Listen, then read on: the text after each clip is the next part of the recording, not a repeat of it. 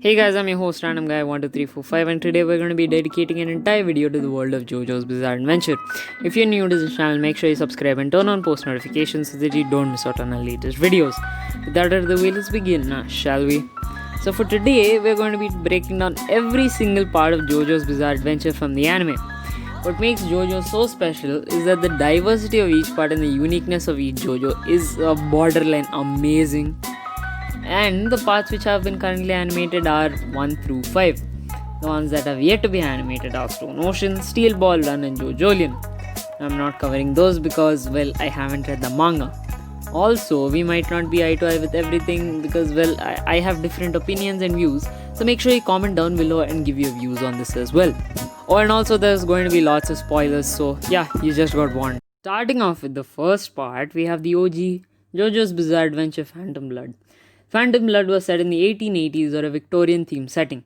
This JoJo part introduced us to Jonathan Joestar and Dio Brando and set the long run of Joestar bloodline facing off against evil. And anyways, this part was Jonathan's struggle against Dio in life, and later on we were introduced to vampires and the ancient art of Hamon and the stone mask, which would actually play a major role in this continuity of the series. What made this special, at least for me, was that the fact it wasn't completely overpowered powers. But true, we had action sequences, but they weren't introduced until we were comfortable with the characters and we knew their strengths and weaknesses. The ending was sad because, well, Jonathan died, but it also gave the setting up of later parts along the line and gave birth to a few iconic memes and a really important character, Dio, whose importance you will get to see as we progress through the video. Now let's move on to part 2, Battle Tendency. Battle Tendency was special because we were introduced to Joseph, who was, well, strong when introduced, and then a few characters came along which completely ruined the power scaling system in JoJo. And it also set forth the journey of becoming stronger through training and self-realization. The stone mask in the ancient art of Hamon was brought back, and this made everything much more interesting. The introduction of the Pillarman was especially amazing because I thought that Joseph, along with Lisa and Caesar Zeppeli, they couldn't beat them because, well, they were introduced and they were so powerful. I thought that the story would end there, and very anticlimactic ending. But anyways, the story writing about this part and the other JoJo parts immersed me into the series and gave some more amazing fight scenes. Characters like Wamu gained my respect, though even he was a villain when introduced. His battle code made me really love him and respect him. And how can we forget the main villain, Kaz? When he became the perfect being, the story writing got even more intense and made me watch even more. And the ending was very creative because, I mean, which person or a immortal being is shot into space and then the story ends? But anyways, this had heartbreaking moments like Caesar's death, but this was an important and amazing addition to the JoJo timeline. Next up, we have Stardust Crusaders. Stardust Crusaders actually had a very unconventional way of writing, and as well the introduction of stands in the story. Yeah, this made stuff much more interesting. Even at the start, we have only 3 main characters, the cast increases, and each addition to their team has a compelling backstory and uniqueness.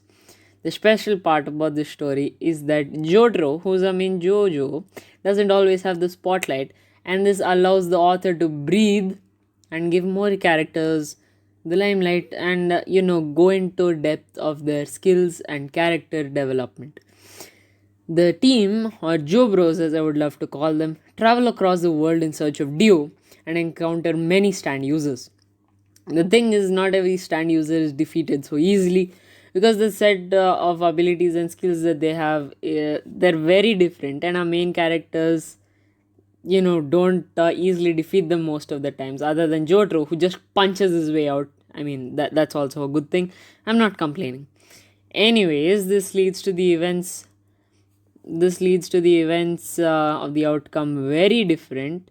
I mean, the fight, because, well, creativity again. Araki has a big brain and he's immortal. But anyways, the journey around the world brought about something that not many other series are able to do, and that is the variation of culture in each episode and arc. And somehow JoJo's doesn't steer away from the main focus of finding Dio. When Dio's stand is introduced, we all of us were baffled at having a stand that could stop time. Why? Stopping time. And after that, Jotaro's stand unlocks the ability to stop time and ultimately defeats Dio. Because guess what? Plot armor. Anyways, the deaths of Kakyoin, Avdol, and Iggy were very, very, very sad. Because, oh, and also I forgot to mention, don't trust dogs in the series. They're always bound to have a sad end. But anyways, as the journey came to an end, it paved the way of being an amazing part and important plot points that would affect the rest of the series in whatever little way possible. I mean, Jotaro is going to be one of the most important Jobro or the JoJo. Now, after the action packed adventure that Stardust Crusaders was, we were introduced to the quiet world of Diamond is Unbreakable, and it came with the addition of a pretty noticeable change in the art style. The energetic Moriocho radio, like Moriocho radio, and the story was set in, of course, the small town of Morio in Japan. And this helped ease the atmosphere of JoJo because I didn't want to have every single series me consisting of me sitting on the edge of my seat every single episode. Now, the first few arcs were full of beautiful story writing and the introduction of many new stands, including Crazy Diamonds, which belongs to Josuke Higashikata, who is a JoJo for the series.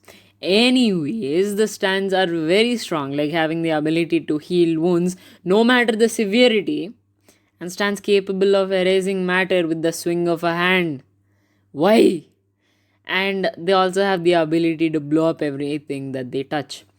Also, as the story progressed, characters began popping up and in no time became the main characters with their own backstories and amazing, amazing character development. I made a video about that, so you check it out. I'll leave a link somewhere here.